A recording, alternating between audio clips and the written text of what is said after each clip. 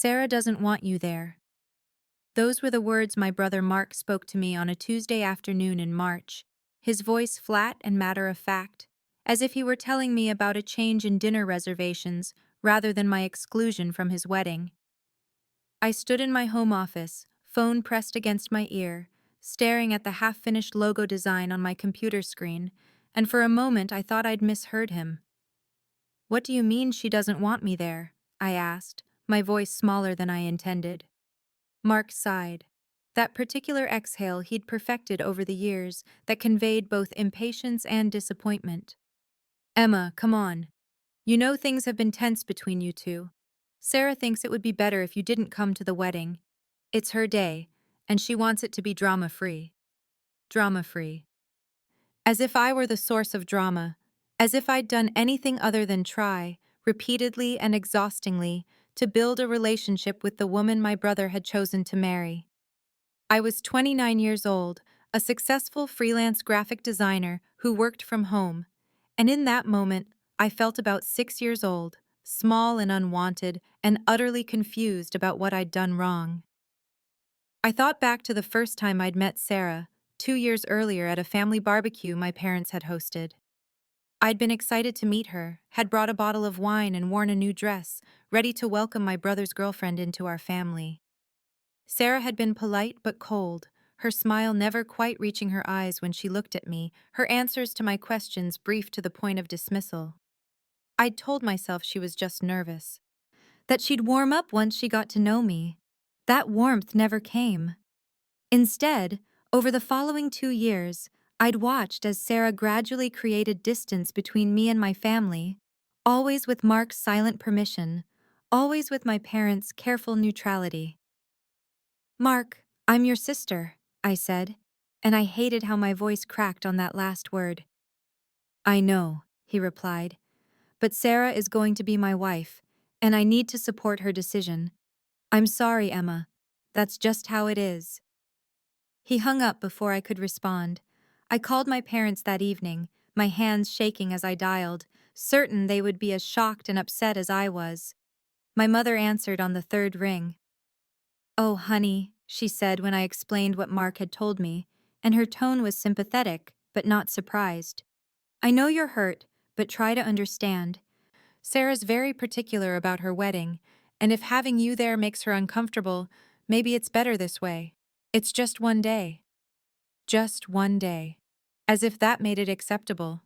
As if being excluded from my only sibling's wedding was a minor inconvenience rather than a rejection that cut straight through to my bones.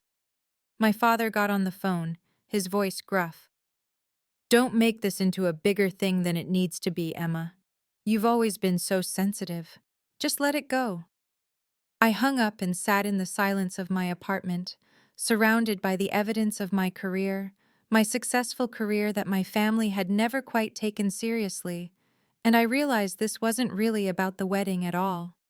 This was the culmination of years of being treated as less than, of being overlooked and dismissed and tolerated rather than loved.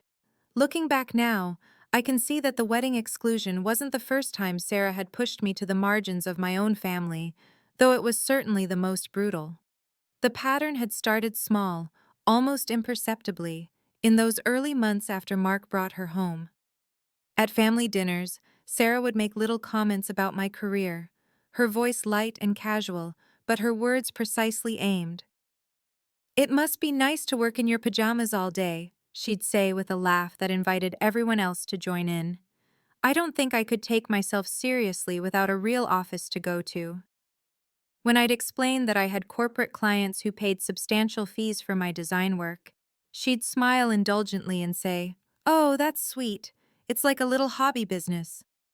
Mark never corrected her, and my parents would change the subject, uncomfortable with conflict as always. I tried so hard to build a bridge to Sarah, extending invitation after invitation for coffee, for lunch, for a shopping trip, anything that might help us connect. Every single one was declined, usually with a vague excuse about being busy or tired. I sent her a beautiful cashmere scarf for her first birthday after meeting her, something I'd saved up for because I wanted her to feel welcomed into the family. 2 months later, I saw my cousin wearing it and learned that Sarah had re-gifted it, telling people it wasn't her style. The gifts I sent for holidays and her birthday the following year were never acknowledged at all. When I mentioned to Mark that Sarah seemed distant, he sighed in that way of his and said, "You're being too sensitive, Emma. Not everyone is going to be your best friend. Just give her space." Space. I gave her so much space I was practically disappearing. My parents' response was always the same. "Just try to get along with her, sweetheart. She's going to be family. Don't make waves." The message was clear. My comfort, my feelings, my place in the family mattered less than keeping Sarah happy. The worst of it came last year on my 28th birthday, which fell on a Saturday in June. I'd mentioned it to my mother the week before, hoping maybe we could all have dinner together. She said she'd check with everyone's schedules. My birthday came and went without a word from my parents or Mark. No call, no text, no card. That following Tuesday, my mother called to gush about Mark and Sarah's engagement, which had apparently happened that same Saturday. There was a party, a celebration at an upscale restaurant, a photographer, 50 of their closest friends and family. I scrolled through the photos on social media that night, seeing my parents beaming in the background, seeing aunts and uncles I'd grown up with raising champagne glasses, and I understood with painful clarity that my birthday hadn't been forgotten so much as it had been completely irrelevant. I sat there in my apartment, surrounded by my design work, my successful projects, my carefully built career, and I wondered what I had done to deserve being erased from my own family. Jake found me that evening still sitting in the same spot where I'd ended the call with my father, my phone dark in my lap, my eyes fixed on nothing in particular. Jake was my boyfriend of 1 year, a steady and thoughtful architect who worked at one of the most prestigious firms in the city, and the moment he saw my face, he knew something was terribly wrong. I told him about Mark's call, about the wedding exclusion, about my parents' dismissive response, and I watched his expression shift from confusion to disbelief to genuine anger. "This is completely unacceptable," he said, his voice tight with an outrage I didn't feel entitled to on my own behalf. "Emma, they excluded you from a family wedding. Your brother's wedding. How is anyone okay with this?" I found myself defending them out of habit, the words coming automatically after years of practice. "Sarah's uncomfortable around me, and it's her wedding day, so maybe it's better if I'm not there causing tension." Jake sat down beside me and took my hands, his voice gentle but firm. "Listen to yourself. You've done nothing wrong. You've tried to build a relationship with her, and she's rejected every attempt. This isn't about you causing tension. This is about them treating you terribly and expecting you to accept it." The thing about Jake was that he came from a warm, inclusive family where conflicts were addressed directly, and everyone actually seemed to enjoy being together, which made him particularly attuned to the dysfunction in mine. I'd been to countless dinners at his parents' house where his mother asked genuine questions about my work, and his father remembered details from conversations we'd had months earlier, where his two sisters included me in their group texts and inside jokes, where I felt more like family after a few months than I'd ever felt with my own. The contrast between Jake's family gatherings and my own was so stark it sometimes physically hurt. Jake thought for a moment, then said, "I think you should skip all the wedding-related events. Don't go to the shower, the rehearsal dinner, any of it. Maintain your dignity and don't give them the satisfaction of watching you try to earn a place you should already have." I felt torn, part of me wanting to prove I wasn't bothered by their rejection, another part of me so deeply hurt I could barely breathe. We talked for hours that night, and by the time we went to bed, I'd made a decision. I would not attend any pre-wedding events, and I would throw myself into my work, into the parts of my life where I was valued and respected. "You don't have to set yourself on fire to keep them warm," Jake said as he held me that night. And I realized he was right. I'd been burning myself up for years, trying to earn warmth from people who seemed determined to stay cold. 3 months before the wedding, I received an email that would become the most significant professional achievement of my career. Though at the time I was so numb from family pain, I almost didn't register its importance. A Fortune 500 company, a national retail chain with over 800 locations across the country, wanted me to pitch for their complete rebrand project. I'd worked with their regional marketing director on a smaller project the previous year, and she'd apparently been singing my praises to corporate leadership ever since. The initial consultation call left me breathless with possibility. They were talking about a complete visual overhaul, new logo, new color scheme, new packaging design, new in-store signage, everything. They were talking about a timeline of 8 months and a budget that made my hands shake when I wrote it down. They were talking about a six-figure contract, the kind of money that would validate every choice I'd made to pursue design, every risk I'd taken going freelance, every doubt I'd swallowed when Sarah made her casual comments about my little hobby business. I hung up that call and sat in stunned silence for a full 5 minutes before I called Jake, who let out a whoop of joy so loud I had to hold the phone away from my ear. He came straight to my apartment from his office, brought champagne, and we celebrated in my small living room, surrounded by my design sketches and fabric samples and color wheels, and for those few hours I felt purely, uncomplicatedly happy. I considered telling my family about the contract, even drafted a text message to the family group chat, but I couldn't bring myself to send it. Every time I tried, I remembered 3 years ago when I'd landed my first major client, a local boutique hotel chain, and I'd excitedly told my parents over Sunday dinner. My mother had said, "That's nice, dear," and immediately changed the subject to Mark's promotion at his accounting firm, and my father had later asked if I was sure I shouldn't be looking for something more stable, something with benefits and a retirement plan. I deleted the draft message and made a decision. This achievement was mine, and I wouldn't offer it up to people who had never valued my work. Instead, I threw myself into the project with an intensity that bordered on obsession, working 12 and 14-hour days, refining concepts, researching competitor brands, building presentation decks that I revised dozens of times. The work became my armor against everything else, a place where I had control and competence and clear metrics for success. And then, on a sunny Saturday afternoon, while I was deep in a creative flow, my phone lit up with notifications from Instagram and Facebook, and I made the mistake of looking. Sarah's bridal shower was happening at an upscale restaurant downtown, the same place where they'd celebrated their engagement, and my feed filled with photos of her laughing surrounded by gifts, of my mother and Mark's future mother-in-law flanking her with champagne glasses raised, of aunts and cousins I'd known my whole life, celebrating this woman who had worked so systematically to erase me.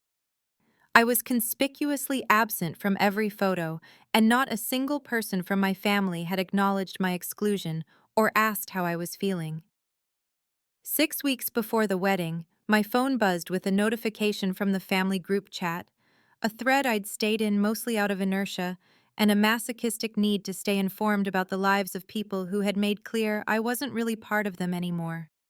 The messages were about wedding logistics, final headcounts, and hotel room blocks, and transportation schedules, and I sat there staring at my phone in genuine confusion about why I was included in this conversation when I wasn't invited to the actual event.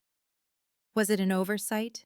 Someone forgetting to remove me from the thread, or was it deliberate cruelty, a way to ensure I knew exactly what I was missing?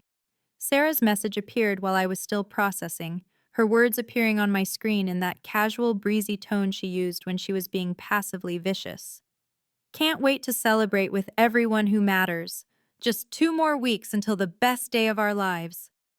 My stomach dropped as I read those 4 words. Everyone who matters. The implication so clear it might as well have been written in neon lights. I didn't matter. I had never mattered. Mark's message came seconds later. Going to be the best day ever with our real family there. So grateful for all of you. Real family. The words hit me like a physical blow, and I felt my hands start to shake as I held my phone. I left the group chat without typing a response, without ceremony, just tapped the exit button, and watched the conversation disappear from my screen. And for about 10 minutes, I sat in silence, feeling something that went beyond hurt into a territory I didn't have words for. My mother called 20 minutes later, and I knew before I answered that someone had told her I'd left the chat, that my quiet exit had somehow become an issue that needed to be addressed. "Why are you being dramatic?" she asked, not even bothering with a greeting. "They didn't mean anything by it. You're taking things too personally again." I wanted to scream, wanted to ask her how exactly I was supposed to take a message about real family that explicitly excluded me, but I'd learned years ago that expressing hurt to my mother only resulted in being told I was too sensitive, too emotional, too much. I mumbled something noncommittal and ended the call, and I felt something inside me approaching a breaking point, a moment where I would either shatter completely or find some way to wall off the part of me that still desperately wanted their love and approval. Jake noticed the change in me that evening, the way I'd gone even quieter than usual, the way I moved through my apartment like I was trying not to take up too much space, and when he asked what was wrong, I showed him the messages and watched his face harden with an anger I was still unable to fully feel on my own behalf. But I had my work, and my work was going beautifully, almost suspiciously well, given how everything else in my life felt like it was crumbling. My client had been thrilled with the initial concepts I'd presented, had approved the direction with minimal revisions, and we'd scheduled the major presentation for the first week of June, 2 days before Mark's wedding. I threw myself into refining every detail of that presentation, and I found relief in the professional success even as the family wounds deepened, found solid ground in a place where my worth was measurable and recognized and real.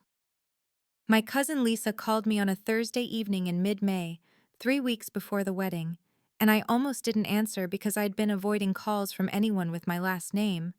But something made me pick up, and her first words were, "Emma, I'm so sorry I haven't said anything sooner."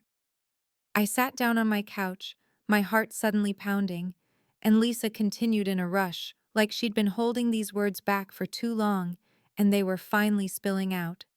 "The whole family is uncomfortable with you being excluded from the wedding," she said.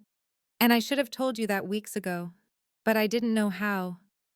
And I'm ashamed that I stayed quiet."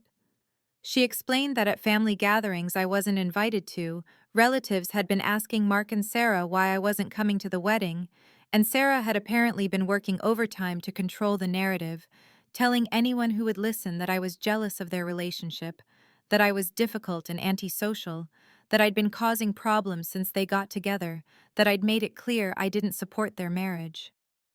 "She's told everyone you're unsuccessful and bitter about your life," Lisa said, her voice tight with anger.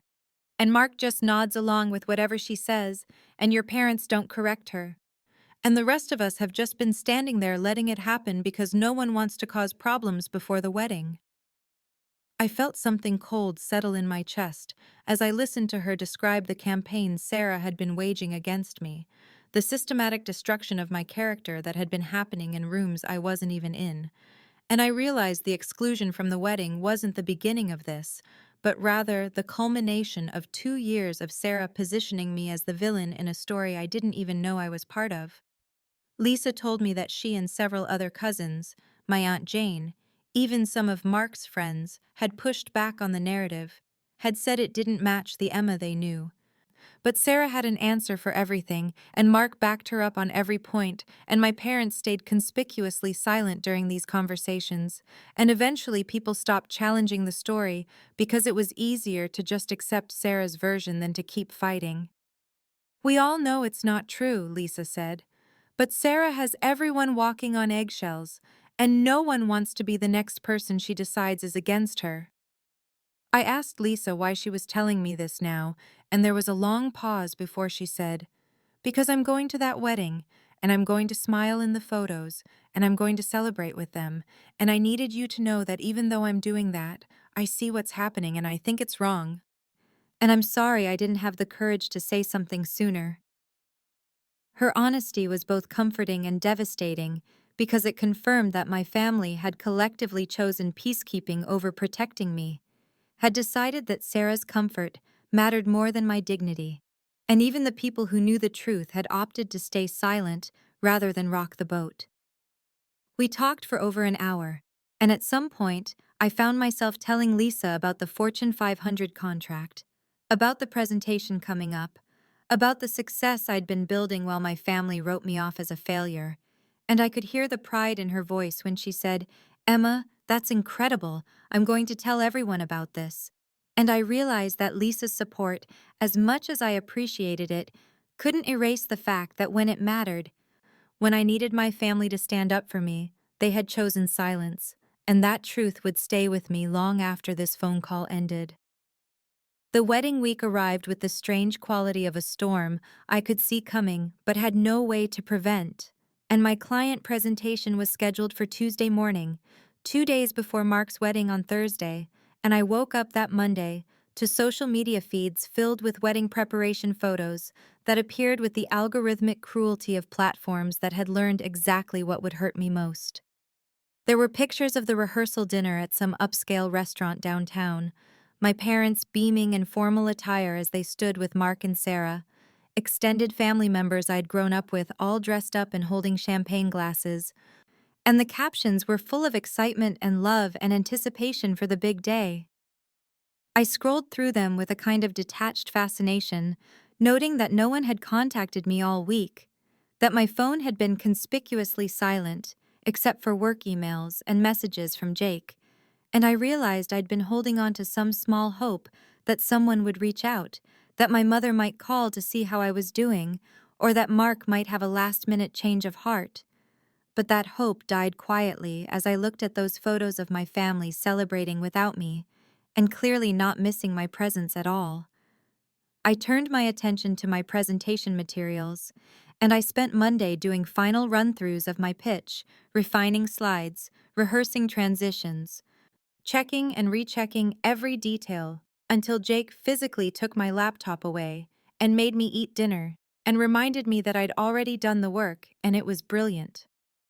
Tuesday morning, I put on my best professional outfit, the charcoal suit I'd bought specifically for important client meetings, and I drove to the corporate headquarters of Anderson & Klein Retail, and I delivered my presentation to a conference room full of executives and creative directors and brand managers, and it was flawless.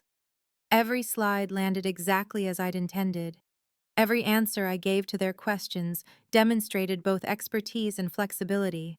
And when I finished the 60-minute presentation, the client CEO stood up and personally congratulated me, shook my hand with genuine enthusiasm, and said they were excited to move forward and that he'd already been thinking about future projects we could collaborate on. I walked out of that building feeling like I was floating, professional validation flooding through me in a way that felt almost physical, and Jake met me for lunch and we went to that Italian place I loved, and he ordered champagne and told me how proud he was, and for 2 hours I basked in success and genuine celebration from someone who actually valued my work. But then I checked my phone and saw that it was Wednesday evening, that the wedding was tomorrow, and that I had not received a single message from anyone in my family, not a "thinking of you" or "wish you could be here," or even a cursory acknowledgement that this might be difficult for me. And something crystallized in that moment as I sat across from Jake in that restaurant. I'd been seeking validation from people who would never give it, had been trying to earn love and recognition from a family that had decided years ago that I simply mattered less than Mark, less than Sarah's comfort, less than their own desire to avoid conflict, and I was done. The decision settled into my bones with a finality that felt like relief, and I told Jake that I wanted to spend Thursday doing something completely unrelated to the wedding, something that would remind me that my life existed independent of my family's recognition of it. Thursday morning arrived bright and clear, and Jake and I drove 2 hours north to a state park I'd been wanting to visit, and we hiked 8 miles through forests that smelled like pine and earth. And we turned our phones off and ate sandwiches at a scenic overlook and talked about anything except my family. And when we finally turned our phones back on late that evening as we drove home, I felt something in my chest that might have been peace, or at least the beginning of it. The sense that I'd chosen myself and my own well-being over the exhausting work of caring about people who'd made clear they didn't care about me. And whatever happened next, I knew I'd be okay. I woke up Friday morning to the sound of my phone vibrating continuously on the nightstand, that insistent buzzing that meant multiple messages were coming in at once, and I rolled over groggily to check it, expecting maybe some follow-up emails from the Anderson and Klein team, or a message from Jake. But instead, my screen was full of notifications from people I hadn't heard from in weeks. Cousin Lisa had sent 3 texts in rapid succession, and the first one just said, "Oh my God, Emma, I'm so sorry, this is awful." And my stomach dropped as I sat up fully awake now, trying to understand what she was talking about. And then I saw messages from my Aunt Jane, from my cousin Michael, from my Uncle Tom, all sending variations of sympathy and concern, and none of them were congratulating Mark and Sarah or sharing wedding photos, and the confusion was almost physical as I scrolled through message after message that clearly referenced something terrible that had happened, but no one was actually explaining what it was. I called Lisa immediately, my hands shaking as I held the phone, and she picked up on the first ring and said, "Emma, I don't even know where to start." And I heard something in her voice that sounded like anger mixed with embarrassment. And she took a deep breath before telling me what had happened at the reception the night before. During the toasts, after Mark's best man had spoken and Sarah's maid of honor had given her speech, Sarah herself had taken the microphone and given what Lisa described as the most uncomfortable speech I've ever witnessed at a wedding. A rambling monologue about how glad she was to be celebrating with people who truly supported their relationship, without negative energy from certain people who had made it clear they didn't approve. And Sarah had specifically mentioned being grateful not to deal with jealousy and bitterness on her special day. And while she never said my name explicitly, she made it abundantly clear who she was talking about, mentioning Mark's sister and family members who can't be happy for others' success.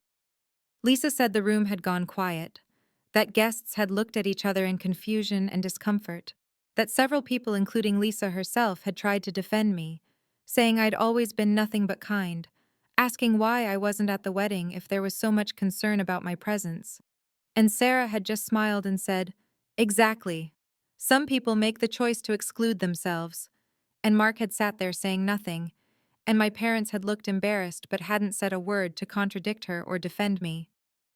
I sat on my bed listening to Lisa describe how my absence had been turned into a spectacle, how Sarah had used her wedding reception as a platform to publicly attack my character in front of 100 guests, and the humiliation washed over me in waves, even though I hadn't even been there, hadn't done anything except exist as a convenient villain in Sarah's narrative. And I realized that no matter what I did or didn't do, no matter how much distance I kept or how quiet I stayed, I would still be blamed, still be positioned as the problem. And there was absolutely nothing I could have done to prevent this. Over the next several hours, my phone continued to vibrate with messages from relatives I hadn't heard from in months, and I sat at my kitchen table reading through them with a mixture of vindication and fresh pain as the full picture of what had happened emerged. Aunt Jane, my father's older sister, who had always been kind to me, but generally stayed out of family conflicts, sent a long text saying that Sarah's speech had been completely out of line, that she'd been appalled sitting there listening to it, and that she wished she'd said something in the moment but had been too shocked to respond. And she wanted me to know that she loved me, and was sorry she hadn't been more vocal in defending me over the past 2 years. Uncle Tom, my mother's brother, wrote that he'd had no idea I wasn't even invited to the wedding until Sarah's speech made it clear that he and most of the extended family had simply assumed I'd chosen not to attend or had a scheduling conflict, and learning that I'd been explicitly excluded had completely changed his understanding of the family dynamics, and he was disgusted by how I'd been treated. My cousin Michael sent a screenshot of a group chat that had formed among the extended family members after the wedding, a thread that specifically excluded Mark, Sarah, and my parents, and I scrolled through dozens of messages from aunts and uncles and cousins expressing shock and anger at what had transpired, People saying they'd always thought I was lovely and couldn't understand why Sarah seemed to have such hostility toward me. Others sharing moments they'd witnessed over the past 2 years, where Sarah had been subtly cruel and they'd dismissed it as awkwardness or nerves, but now saw as part of a pattern. Several relatives sent me direct apologies for not speaking up sooner, for not questioning the narrative they'd been fed about me being difficult or antisocial, for accepting Sarah's version of events without ever asking for mine. And while I appreciated these messages and felt a certain validation in finally being believed, there was also a bitter edge to it, because where had these people been when I needed them?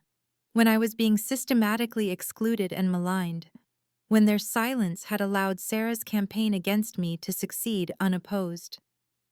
I kept waiting for a message from my parents, checking my phone obsessively for their names to appear. Surely they would reach out now that the extended family was rallying around me. Surely they would want to explain or apologize, or at least acknowledge what had happened. But hours passed, and then a full day, and their silence was deafening. Mark didn't contact me either, and I wondered if he was genuinely oblivious to how badly this had all played out, or if he was circling the wagons around Sarah, protecting her from the consequences of her own actions the way he'd been doing for 2 years. And the thought made me feel sick and sad and angry all at once. Jake came over that evening and found me still at the kitchen table surrounded by my phone and my laptop, and he read through some of the messages, and his jaw got tighter and tighter. And finally he said he wanted to drive to Mark's house and confront him, make him understand the pain he'd caused, but I talked him down because I knew it wouldn't help, knew that Mark would just see it as me causing more drama and sending my boyfriend to fight my battles. What struck me most as I sat there processing everything was the revelation that most of my extended family hadn't known I was excluded, had been operating under the assumption that I'd made a choice not to attend, and I realized how completely Sarah had controlled the narrative, how she'd positioned herself as the reasonable one dealing with a difficult sister-in-law, while simultaneously ensuring I had no platform to defend myself, and the manipulation of it was almost impressive in its thoroughness. Late that night, just as I was finally considering putting my phone away and trying to sleep, I received an email notification from Anderson and Klein, and I opened it expecting some routine follow-up about the project timeline, but instead, it was a formal contract for the rebrand work with the six-figure amount, spelled out in exact numbers, and attached was a personal note from the CEO saying they were including a performance bonus for the exceptional quality of my presentation and initial concepts, and the professional validation arriving in the same 24 hours as the family chaos felt almost cosmically significant, as if the universe was showing me in the starkest possible terms where my real value lay and who actually recognized my worth. 3 days passed after the wedding, 3 days during which I watched my phone obsessively waiting for my parents to call or for Mark to reach out, and when my phone finally did ring on Monday afternoon with Mark's name on the screen, I felt my heart rate spike as I answered, and his first words weren't an apology or even a greeting, but rather, "We need to talk about you causing problems." And I actually pulled the phone away from my ear to stare at it for a second, certain I must have misheard him, before saying, "I'm sorry, what?" And Mark's voice was tight with irritation as he said, "People are giving Sarah a hard time because of you, and this needs to stop." I felt something shift inside me, that last fragile hope that maybe he'd seen how wrong this all was finally crumbling into dust, and I said with a calmness that surprised me, "I caused problems at a wedding I wasn't even invited to?" And Mark made an exasperated sound and said, "You know what I mean, Emma. People are asking her questions and making her feel bad about her speech, and it's clearly because you've been talking to them." And the anger that I'd been suppressing for days, for months, for 2 solid years, suddenly surged up hot and fierce in my chest. And I said, "People are giving her a hard time because she publicly attacked me during her wedding reception. Mark, that's not my fault." He was quiet for a moment, and then said in that same defensive tone he'd used 100 times before, "She was just explaining why you weren't there. She didn't attack anyone." And I actually laughed, a sharp, bitter sound, and said, "You told me I wasn't invited, remember? You called me and said Sarah doesn't want you there, so there was nothing to explain except that she wanted to humiliate me even in my absence." And Mark said, "That's not what happened. You're twisting everything like you always do." And I felt Jake's hand on my shoulder, steadying me, reminding me I wasn't alone in this. I took a breath and said, "What exactly do you want from me, Mark?" And he said, "I want you to call people and tell them to back off. Tell them it was all a misunderstanding. Sarah is really stressed out and she doesn't need this right now." And the audacity of it, the absolute gall of him asking me to protect Sarah from the consequences of her own actions, while he'd never once protected me from her cruelty, made me see the situation with sudden perfect clarity.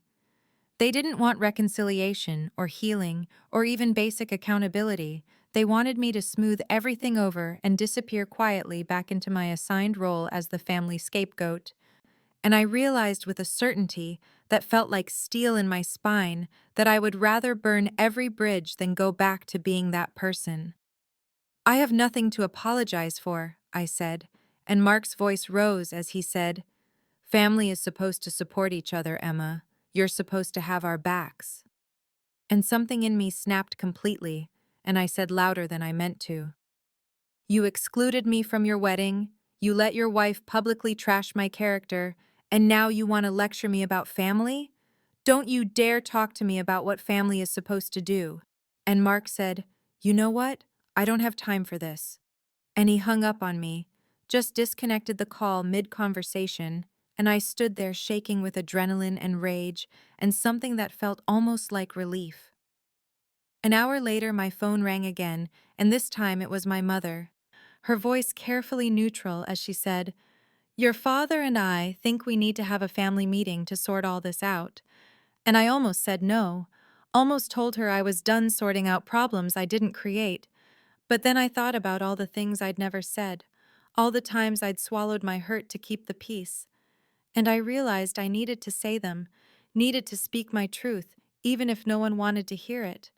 And I said, "Fine, when?" And we said it for the following Sunday at their house. And after I hung up, I told Jake what had happened, and he said, "I'm coming with you." And I started to protest that it was family business, but he said firmly, "You are my family, and I'm not letting you walk into that alone." And I felt tears prick my eyes at the simple fact of being chosen, being protected, being valued enough that someone would stand beside me even when it was hard. Sunday arrived with the weight of inevitability, and Jake drove us to my parents' house in the suburbs, the familiar tree-lined street looking deceptively peaceful in the afternoon sunlight. And I felt my hands trembling slightly as we pulled into the driveway and saw Mark's car already parked there. And Jake reached over and squeezed my hand and said, "You've got this. I'm right here with you." And I nodded and took a deep breath, and we walked to the front door together. My mother opened it before I could knock, her face registering surprise when she saw Jake beside me, and she said, "Oh, I didn't realize you were bringing someone." And I said evenly, "Jake is here for support." And I could see her weighing whether to object, but she just pressed her lips together and stepped aside to let us in. And we walked into the living room where my father sat in his usual armchair, and Mark and Sarah were on the couch, and Sarah's arms were crossed over her chest, and her expression was already hostile. And I felt Jake's steady presence beside me as we sat down in the two chairs across from them. My father cleared his throat in that way he always did when he was uncomfortable and wanted to take charge of a situation, and he said, "Well, we're all here, so let's talk about this situation and clear the air so we can move past it." And I felt something harden in my chest at the phrasing, at the assumption that we would simply move past it without actually addressing what had happened. And I said, "Move past what exactly?" And my father looked confused and said, "All this tension, Emma, all this family conflict, we need to put it behind us." And I said, "But what is it that we're putting behind us? I want to hear you say what actually happened." There was an uncomfortable silence, and my mother said, "The wedding situation got a bit out of hand, and feelings were hurt, but we're family and family works through things." and I said, keeping my voice calm despite the anger building inside me. The wedding situation? Is that what we're calling it? And my father said with a slight edge of impatience, all this tension over the wedding, the speech, people taking sides. We need to move forward as a family. And I looked at him and said, then why wasn't I invited to the wedding in the first place? Sarah jumped in before my parents could answer, her voice sharp as she said, because I knew you would find a way to make it about you. And I wanted one day that was just about Mark and me without your negative energy. And I felt Jake tense beside me, but I stayed focused on Sarah and said with a calmness that surprised me, I wasn't even there, Sarah, and you still made your speech about me. And she said, I was just explaining to people who asked why certain family members weren't present. And I said, you could have said I had a conflict or couldn't make it. Instead, you attacked my character in front of 70 people, and Mark leaned forward and said, you have been jealous of Sarah since we got together. Emma, everyone can see it. And I looked at my brother and said, what have I ever done that was jealous? Give me one specific example. And the room went silent. I watched Mark and Sarah exchange glances, waiting for an answer that didn't come, and the silence stretched out for 5 seconds, then 10, and I felt my confidence growing with each moment. They couldn't provide a single concrete example of my supposed jealousy, so I continued with a momentum I'd never felt before.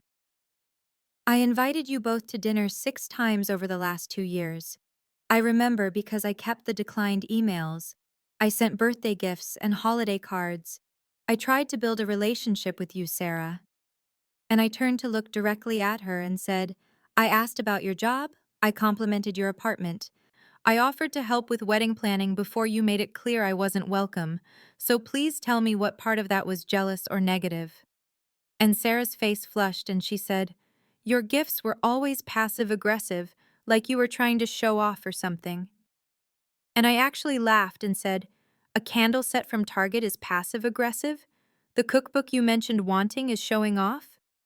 And I turned to my parents who were sitting very still and very quiet and said, and you let this happen? You watched her exclude me and gaslight me and turn me into the villain, and you said nothing. And my mother shifted uncomfortably and said, we didn't want to interfere in Mark's relationship, Emma. We thought it was between you and Sarah. And I felt something break open in my chest as I said, but I'm your daughter. I'm your child. And you let her tell me I'm not welcome at a family wedding and you just accepted it.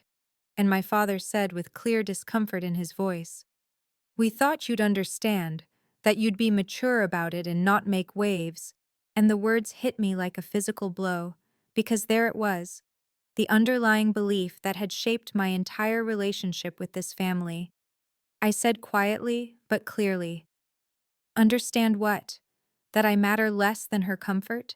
That keeping Sarah happy is more important than protecting me? And my mother said, that's not what we meant. But I said, that's exactly what you meant. You've been telling me my whole life to be smaller, quieter, less demanding, to not make problems. And Jake's hand found mine and squeezed it, and he said in a calm, steady voice, I've watched Emma cry over this family for a year. I've held her while she questioned her own worth and wondered what she did wrong, and I can tell you with complete certainty that she has done nothing wrong. And Mark turned to him and said sharply, stay out of this. This is family business. And I said before Jake could respond, no, let him speak. He's been more family to me than any of you have in the last 2 years. And Sarah made a sound of disgust and said, this is exactly the kind of drama I didn't want at my wedding. This victim mentality, this need to make everything about you. And I looked at her with a clarity I'd never had before and said, what drama, Sarah? I stayed away exactly like you demanded. I didn't call, I didn't text, I didn't show up and cause a scene. I went hiking with Jake and tried to have a nice day while you married my brother. So what drama are you even talking about?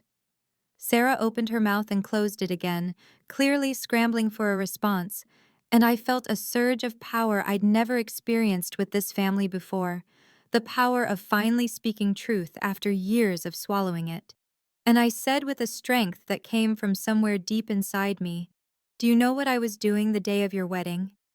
And Sarah recovered enough to sneer and say, sitting at home being bitter probably, and I looked her directly in the eyes and said, I was celebrating the biggest contract of my career, a complete rebrand for a Fortune 500 company, a six-figure deal that I closed 2 days before your wedding. And I watched my parents' eyes widen, and my father said, You never told us about that. And I turned to him and said, When have you ever cared about my work? When have either of you asked about my career in the last year? You've spent 2 years listening to Sarah call it not a real job, and you never once defended what I do or showed any interest in my success. And my mother started to say something, but I kept going because I needed to say this. I needed them to hear it. I didn't tell you because I knew you wouldn't care. I knew you'd find a way to minimize it or change the subject to Mark and Sarah. And I was right, because even now when I'm telling you about the biggest achievement of my professional life, you look more uncomfortable than proud. I pulled out my phone with hands that were steady now despite the adrenaline coursing through me, and I opened my email and found the signed contract and the congratulatory message from the client's CEO, and I held it out to show them, and my father leaned forward to look, and I could see the exact moment he registered the dollar amount and the company name. And I turned to Sarah and said, You've told everyone I'm unsuccessful and jealous. You've built this entire narrative about me being bitter about your relationship with Mark. But the truth is, I make more money than Mark does. I own my own business. I have clients across the country. And I've done all of that while you've been tearing me down to anyone who would listen. And Mark's face flushed red, and he said angrily, So this is about money now? You're really going to throw that in our faces? And I said, No, this is about respect. This is about the fact that you've treated me like I'm worthless when I'm not. This is about you creating a false story about who I am to justify excluding me. And just then I heard the front door open and close, and Lisa appeared in the doorway of the living room slightly out of breath, and she said, Sorry I'm late. Traffic was terrible. And she looked at me and said, Emma, I've been telling everyone in the family about your contract. They're all so incredibly proud of you. Aunt Jane said it's the most impressive thing any of us have accomplished. And Sarah made a sharp sound and said, Oh, so now you're just showing off. You brought your cousin here to brag. And I looked at her and felt nothing but pity and said, No, Sarah, I'm not showing off. I'm showing you that your entire narrative about me is false. I'm showing you that I have value, even though you've tried to convince everyone otherwise. And I looked around the room at all of them and said clearly, I don't need this family to succeed or be happy. I've done it despite you, not because of you, and that's something you're all going to have to sit with. I stood up from the couch where I'd been sitting, and I felt Jake stand beside me in immediate support, and I said with a clarity that came from finally understanding my own worth. I came here hoping for an apology. I see now I won't get one. And my mother reached toward me and said, Don't be hasty, Emma. We can work this out. We're family. And I looked at her and said, How exactly do we work this out, Mom? By me pretending I wasn't hurt? By me accepting being treated as lesser? By me just getting over the fact that my own brother didn't want me at his wedding and none of you defended me? And my father shifted in his chair and said with that familiar edge of impatience, You're being too sensitive, Emma, you always have been. And I actually laughed and said, There it is, the same thing you've always said, the same dismissal I've heard my entire life whenever I had feelings about how I was treated. And I looked around the room at all of them and said, I'm done being the problem for having feelings. I'm done being told I'm too sensitive or too dramatic or too much. I'm done shrinking myself to make you comfortable. And Mark stood up too and said, So what? You're just going to cut us off? You're going to throw away your whole family over this? And I said, I'm not throwing anything away, Mark. I'm going to protect myself. There's a difference. And I felt Jake's hand on my back, steady and warm, and I continued, If you want a relationship with me, things have to change. I need a genuine apology that acknowledges the harm that was done. I need to see changed behavior. I need to be treated with basic respect and consideration.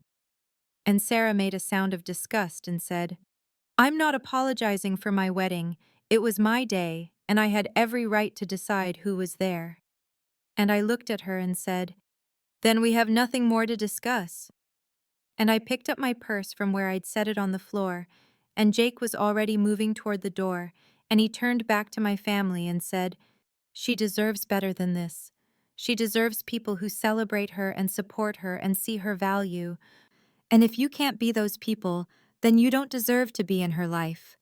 And my mother started to say something, but I was already walking toward the front door, and I heard my father say, "Emma, wait." But I didn't wait because I'd spent 29 years waiting for them to see me, and I was done waiting.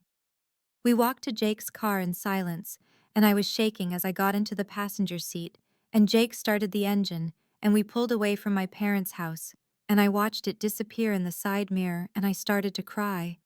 Not the quiet tears I'd cried so many times before, but deep sobs that came from somewhere in my chest. And Jake pulled over 2 blocks away and held me while I cried, and he said, "I'm so proud of you, Emma. You were incredible in there." And I said through my tears, "I can't believe I actually did that. I can't believe I just walked away from my whole family." And Jake said gently, "You didn't walk away. You set boundaries. You chose yourself, and that took more courage than anything else you could have done." And we sat there in his car on a quiet suburban street while I cried out years of hurt and frustration and finally, started to feel lighter. 2 months had passed since I walked out of my parents' house, and they had been the most peaceful 2 months of my adult life, despite the grief that came with them. My parents had called a few times in those first weeks, conversations that stayed carefully on the surface, talk about weather and their garden and neutral topics that required nothing from anyone, and I'd kept those calls brief and polite but distant. Mark and Sarah I hadn't heard from at all, and I was surprised to find that the silence didn't hurt the way I thought it would. It felt more like relief, like setting down a heavy weight I'd been carrying for so long. I'd forgotten what it felt like to stand up straight. My extended family, though, had rallied around me in ways I hadn't expected. Lisa and I talked every week now, real conversations where I felt seen and valued, and Aunt Jane had taken me to lunch twice and told me stories about my father as a boy that helped me understand him better, even if it didn't excuse his behavior. My career had continued to flourish in ways that felt almost surreal. I'd signed a second major contract 3 weeks after the family meeting, this one with a tech startup that was expanding nationally, and I'd hired 2 contractors to help with the workload, the beginning of what I hoped would eventually become a small team.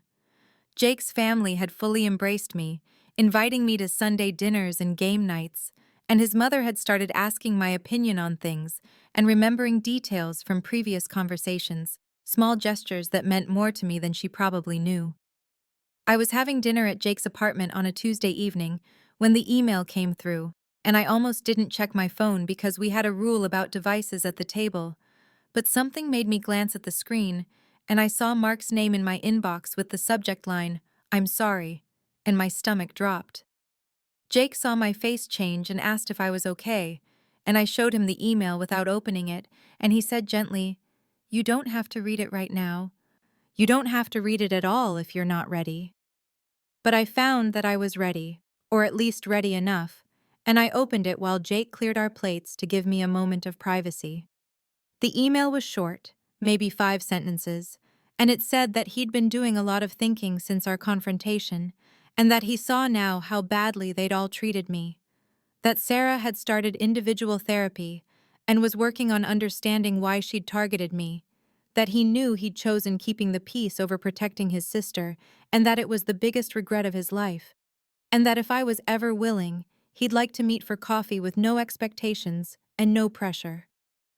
I sat with that email for 3 days, reading it multiple times, discussing it with Jake and with the therapist I'd started seeing after the confrontation, a woman named Dr. Chen, who'd helped me understand that setting boundaries wasn't the same as giving up on relationships.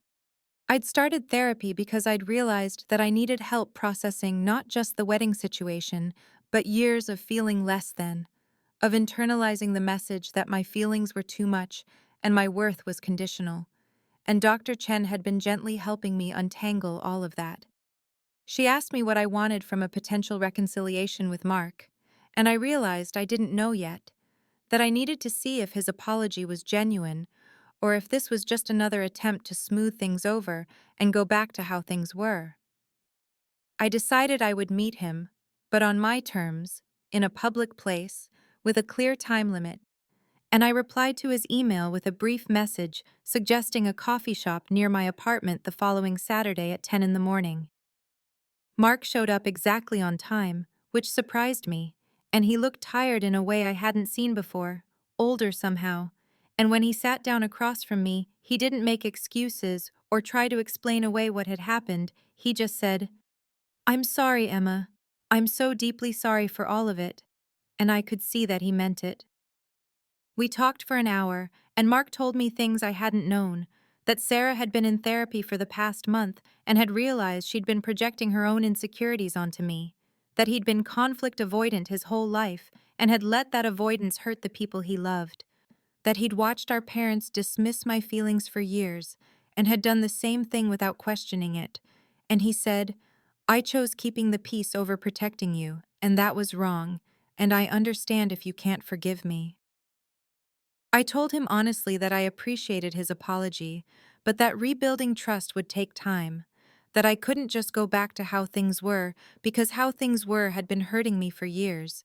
And he nodded and said he understood and asked if he could check in with me once a month, just a brief call or message to maintain contact while I decided what kind of relationship I wanted with him. And I agreed to that because it felt manageable and boundaried. My parents still hadn't fully apologized. They'd sent a card that said they missed me and hoped we could move forward, language that suggested forgetting rather than addressing what had happened, and I'd responded with a brief note but hadn't initiated any further contact, limiting our interactions to major holidays and keeping them brief. Sarah had sent a text message 2 weeks after the family meeting, a short apology that acknowledged she'd treated me badly and said she was working on herself, and I'd replied with a simple, "Thank you for saying that," because I didn't know what else to say and wasn't ready for more. The truth was that I'd spent 29 years trying to earn love that should have been freely given, trying to be good enough and quiet enough and undemanding enough to deserve basic consideration from my own family. And I'd finally understood that my worth wasn't determined by their recognition of it. I'd built a life that I was genuinely proud of, surrounded by people who celebrated my successes and supported me through difficulties. And for the first time, I understood what healthy relationships felt like. Jake had been steadfast through all of it, never pushing me toward reconciliation or away from it, just consistently present and supportive, and I'd realized I wanted to build my future with him.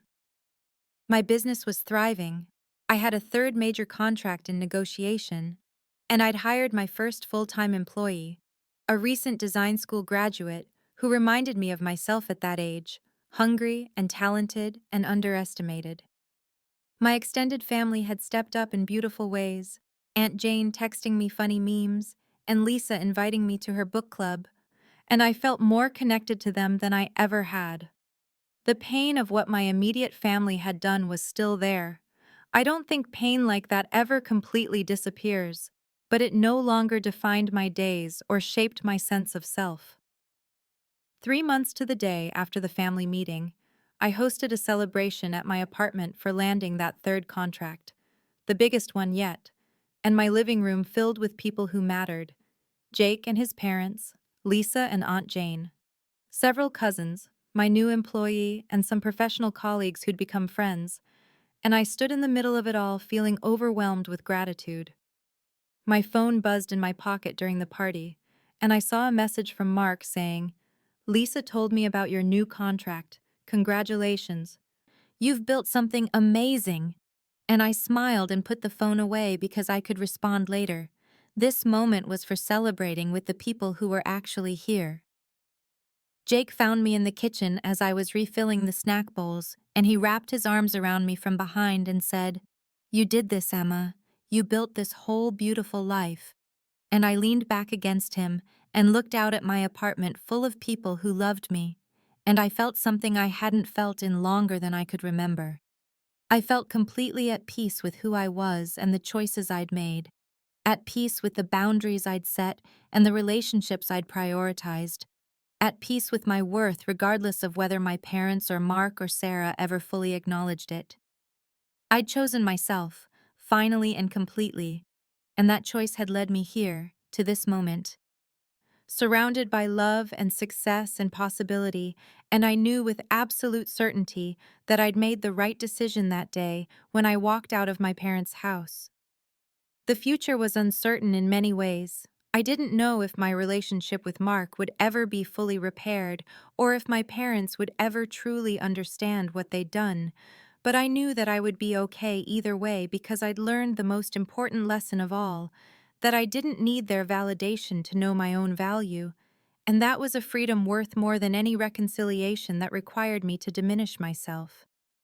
I looked at my life now, at Jake beside me and my thriving business, and the family I'd chosen, and the family who'd chosen me back, and I felt grateful for all of it, even the pain that had led me here, because it had taught me who I was and what I deserved, and for the first time in my 29 years, I was finally, truly at peace.